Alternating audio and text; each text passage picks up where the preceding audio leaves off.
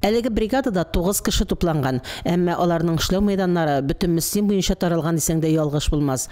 Кызу кояш астында да, коеп яңгыр яуганда да, җил буранда да бу кызлар ханымнарны һәр вакыт Мөслим урамнарында күрергә мөмкин. Бер караганда алар урам чистарталар, икенче караганда чәчәк түтәлләрен һәм үсентеләрен карыйлар, су сибәләр, чүп утыйлар, агач куакларына утырталар. Бүгенге көндә без кызлар белән чәчәклекләрне формалаштырабыз. Инде тюльпаннар менә чәчәк атырга җыеналар, түтәлләрен матурлыйбыз. Һәм алдагы көндә бу түтәлләргә петуния чәчәкләре утыртырга әзерлибез. Мөслим авылының чисталыгын күзәтеп торабыз. Агачлар, кустарниклар утыртабыз.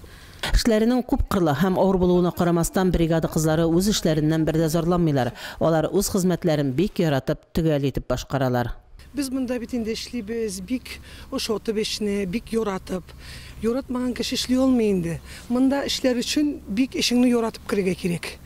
Естественно, без инде Мөслимне матурларга әйтәбез. Бүтән кешеләр матурда яшәсен дип, чиста да, шулай бит инде. Шундый исән сау, бәхетле, матур Мөслимдә яшәргә, шундый гына минем пожеланием бүтән мөслимнәргә. Мөслим урамнары, кояшлы акый зонасы, парклар барысы да әлеге кызлар тарафыннан тәртиптә тотыла.